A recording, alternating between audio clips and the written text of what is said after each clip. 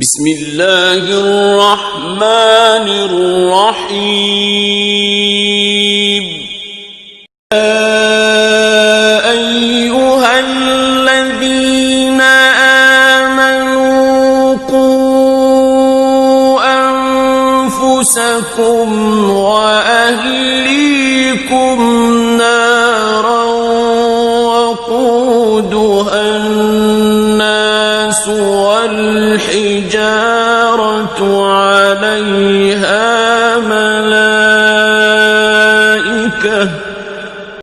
عليها ملائكة غلاظ شداد لا يعصون الله ما أمرهم ويفعلون ما يؤمرون. اعوذ باللہ من الشیطان اللعین الرجیم. بسم اللہ الرحمن الرحیم. الحمد لأہلہ والصلاة على أہلہا. اما بعد، قال مولانا امیر المؤمنین علی بن ابی طالب صلوات اللہ وسلامہ علیہ: فإنه رب طلب قد جر إلى حرب وليس كل طالب بمرزوق ولا كل مجمل بمحروم. وأكرم نفسك عن كل دنية وإن ساقتك إلى الرغائب فإنك لن تعتاض بما تبذل من نفسك عوضا. ولا تكن عبد غيرك وقد جعلك الله حرا.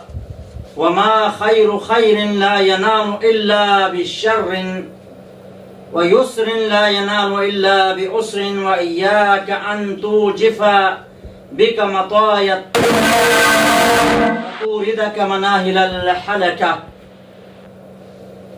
وإن استطعت ألا يكون بينك وبين الله ذو نعمة فافعل، فإنك مدرك قسمك وآخذ سحمك. وأن اليسير من الله سبحانه وتعالى أعظم وأكرم من الكثير من خلقه وإن كان كل منه. صدق مولانا امیر المؤمنین علی بن ابی طالب صلوات اللہ وسلامہ علیہ. سامعین و ناظرین کرام، سرنامہ کلام میں مولا کائنات امیر المؤمنین علی بن ابی طالب صلوات اللہ وسلامہ علیہ کے مشہور و معروف مکتوبات میں سے مکتوب نمبر 31 کے چند کلمات کے تلاوت کرنے کا شرف حاصل ہوا. مولا کائنات امیر المؤمنین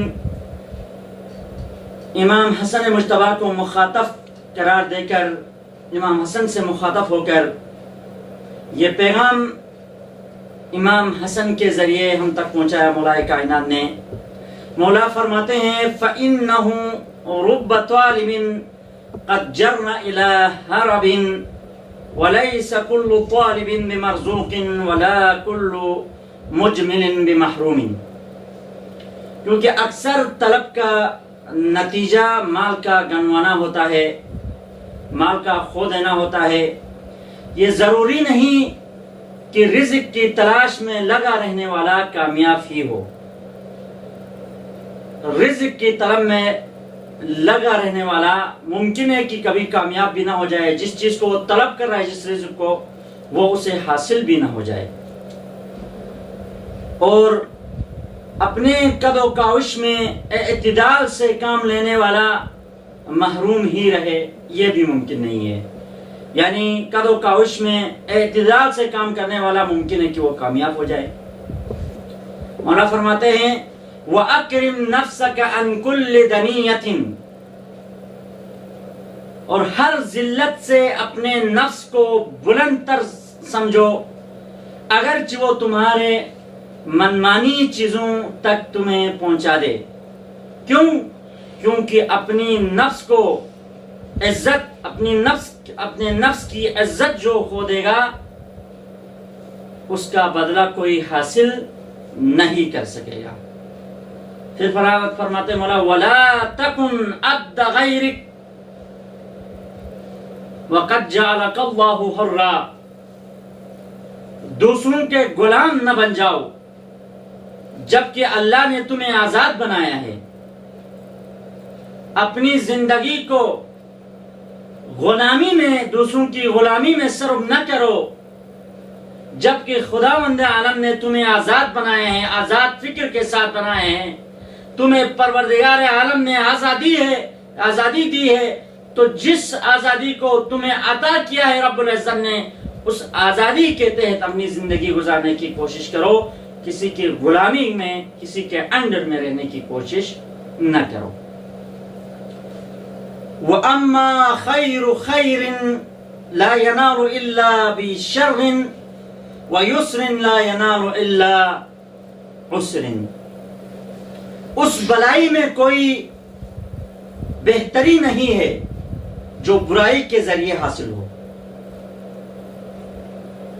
یعنی ایسی بلائی جس کے حصول پر برائی کیا ہو، اس بلائی پہ کوئی حاصل اچھا، یعنی وہ کوئی اچھا نہیں ہے، اس کا ثمرہ کوئی بہتر نہیں ہے۔ مثلا یوں کہے کہ اگر کوئی شخص کہے کہ میں چوری کرتا ہوں، چوری کر کے کسی کو خیرات کرتا ہوں اسی چوری والی شے سے، اور یہ کہے کہ کیونکہ خیرات دینے میں حسنہ میں کیا ہے، عشر امثالہا ہے، اور چوری میں ایک گناہ ہے، تو اس خیر جو اکثر ہیں عشر امثال کو حاصل کرنے کے لیے برائی کے طریقے سے، چوری کے طریقے سے جا کے کیا ہے، عشر امثال حاصل کرنا چاہے، تو اس بلائی میں، یعنی جو لوگوں کی تعاون کرتے ہیں، مدد کرتے ہیں، اس بلائی میں کوئی اچھائی نہیں ہے، کیونکہ اس کا راستہ کیا ہے، برا راستہ ہے۔ مولا فرماتے ہیں وَإِيَّاكَ أَن تُوجِفَ بِكَ مَطَايَ الطَّمَعِ فَتُورِدَكَ مَنَاهِلَ الْحَلَكَةِ، خبردار تمہیں طمع و حرص کی تیز رو سواریاں ہلاکت کے گات پر نہ لا اتارے۔ وَإِنْ اسْتَطَعْتَ أَلَّا يَكُونَ بَيْنَكَ وَبَيْنَ اللَّهِ ذُو نِعْمَةٍ، اگر ہو سکے تو یہ کرو کہ اپنے اور اللہ کے درمیان کسی ولی نعمت کو واسطہ نہ بننے دو، ڈائریکٹ خدا سے مانگو۔ فَافْعَلْ فَإِنَّكَ مُدْرِكٌ قَسْمَكَ وَآخِذٌ سَحْمَكَ، کیونکہ تم اپنا حصہ اور اپنی قسمت کا پا کر رہو گے۔ وَإِنَّ الْيَسِيرَ مِنَ اللَّهِ سُبْحَانَهُ وَتَعَالَى، وہ تھوڑا جو اللہ سے بے منت مخلوق ملے، اس بہت سے اعظم و اکرم من الکثیر من خلقہ، اور اس بہت سے کئی بہتر ہے جو مخلوق کے ہاتھوں ملے۔ اگرچہ وَإِن كَانَ كُلٌّ مِّنْهُ، اگرچہ یہ بھی حقیقتاً جو ملتا ہے اللہ ہی کی طرف سے ملتا ہے۔ تو مولا کائنات نے ہمیں امام حسن کے ذریعے سے یہ پیغام دیا کہ خدا سے ملنے والی جو تھوڑی سی شے ہے وہ عظیم ہے اور اکرم ہے اس بہت ساری اموال سے جو لوگوں کے ہاتھوں سے تمہیں ملتی ہے۔ تو سامعین و ناظرین کرام، اس مکتوب کے ان الفاظ کو مد نظر رکھتے ہوئے ہمیں اپنی تربیت اور ہمیں اپنے اسرہ کی تربیت بھی اس نہج پر ہونی چاہیے، اور اس چیز کی تعلیم دینی چاہیے کہ اصل شے جس سے مانگنا ہے وہ خدا کی ذات ہے، وہ خداوند عالم ہے جو دینے والی ذات ہے، اور وہ دینے کے بعد وہ آپ کو ستائے گا بھی نہیں کہ میں نے تمہیں دیا، احسان بھی نہیں جتائے گا۔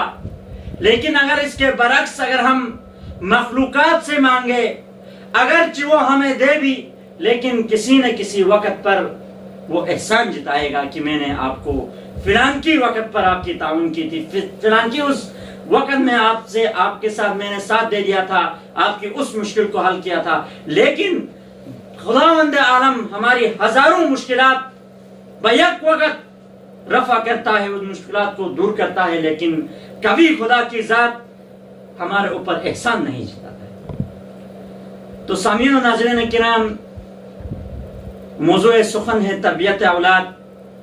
سابقہ نشست میں اسرہ اور اہمیت اسرہ کے حوالے سے گفتگو جاری تھی، لیکن فنی خرابی کی وجہ سے اس اہمیت اسرہ کو کمپلیٹ نہ کر پا سکا۔ انشاءاللہ آج اسی اہمیت اسرہ کے اوپر چند مطالب بیان کر کے آپ کی زحمت کو تمام کروں۔ تو اسرہ وہ عامل ہے جو بچے کی نفس کے اندر اطمینان اور صحیح طور پر زندگی گزارنے پر بچے کو ابھارتا ہے، وہ عامل اسرہ ہے۔ اسرہ بچے کے اندر اخلاقی اقدار اور اجتماعی اور معاشرتی سوچ کو پیدا کروانے میں اہم کردار ادا کرتی ہے، اور تمدن انسانی کی ترقی و تعمیر کے لیے اور لوگوں کے ساتھ تعاون کے رابطے کو برقرار اور قائم کرنے کے لیے مباشرتاً اسرہ کمک اور مدد کرتی ہے۔ اور اسرہ ان فنون اور صنعات کا بھی سبب اور موجب ہے جو بچے اپنے والدین سے وراثت کے طور پر حاصل کرتے ہیں، یعنی اسرہ ہی وہ عامل ہے جس کے لیے ان تمام چیزوں میں ذاتی اثر حاصل ہے۔ لیکن جن لوگوں نے جمہوریت کی طرف دعوت دی اور جمہوریت کا نعرہ بلند کیا، انہوں نے اسرہ کی اہمیت کو نفی کی اور انکار کیا۔ جس نے سب سے پہلے نعرہ بلند کیا جمہوریت کا، وہ افلاطون ہے۔ جب اس نے جمہوریت کا نعرہ بلند کیا تو تمام ممالک میں اس کی تعریفیں ہوئی اور اس کی اعلان کردہ جمہوریت کو درجہ اول کا مرتبہ دیا گیا۔ لیکن ان کا کہنا یہ تھا کہ اسرہ انسان کو اس عقیدے تک پہنچا دیتی ہے کہ ملک کے ساتھ اخلاص اور محبت کے راستے کو روک دیتی ہے۔ یعنی اگر اسرہ کے قائل ہو جاؤ گے تو یہ اسرہ حب الوطنی کے راستے کو روک دیتی ہے، اور اگر جس کے لیے اسلام کی نظر میں اقدار عظمیٰ حاصل ہے، اس کے باوجود وہ کہتا ہے کہ میری نظر میں اس گھر پر لعنت اور شر کے سوا کچھ نہیں، جبکہ اسلام کی نظر میں انسان کا گھر اس کے لیے ایک قلعہ امن ہے، جبکہ افلاطون کہتا ہے کہ اس گھر کی قائم دیواروں کو منہدم کرو، کیونکہ اس کے اندر حیات منزلی کے ایک محدود احساس کے علاوہ کچھ نہیں ہے۔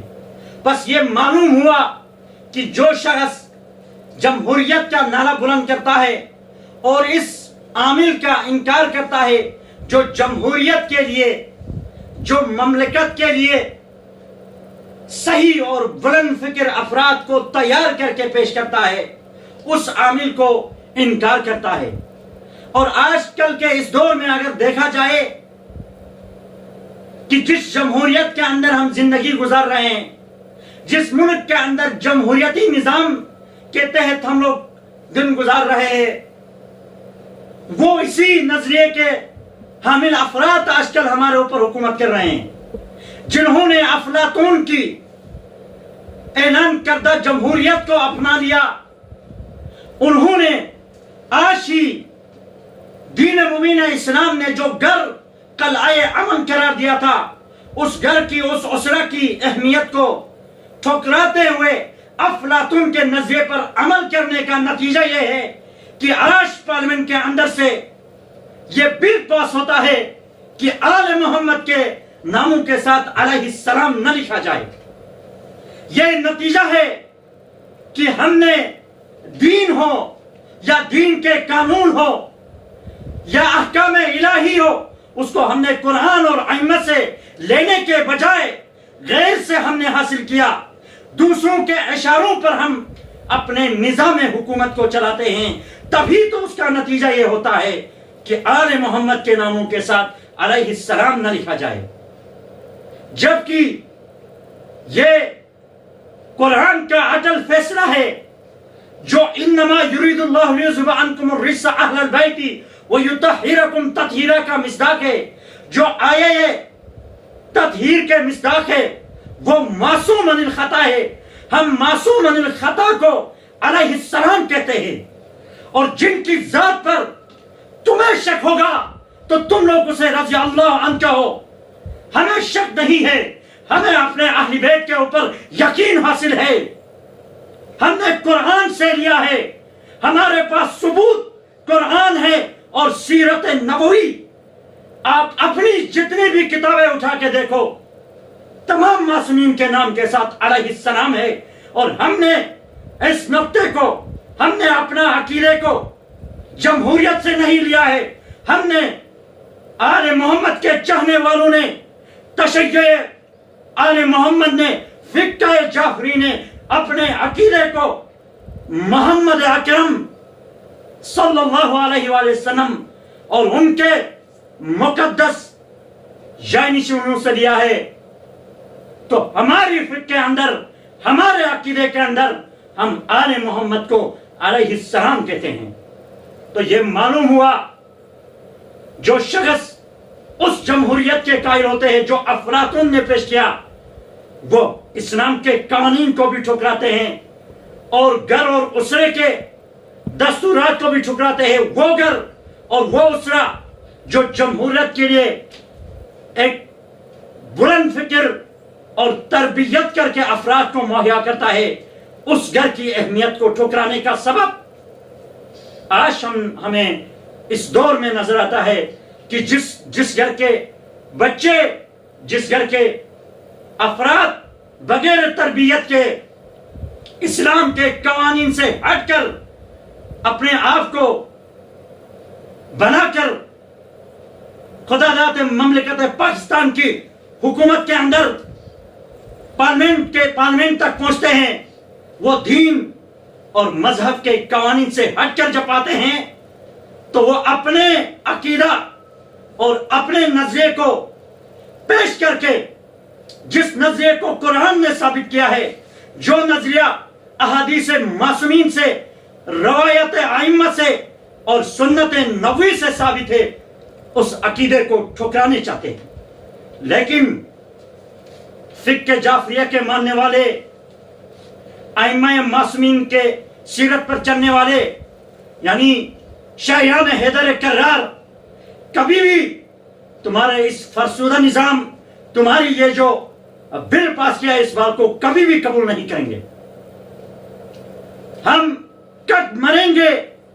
ہم نے آج تک علیہ السلام لکھتے پڑھتے سنتے آئے ہیں، اور آئندہ بھی لکھتے پڑھتے سنتے جائیں گے تا دم مر کے حیات۔ اس وقت تک ہم آل محمد کے ناموں کے ساتھ علیہ السلام لکھتے رہیں گے۔ ہم تمہارے اس بیان کردہ اور پیش کردہ بالکل ٹھکراتے ہیں۔ بس میں اپنے مومنین سے،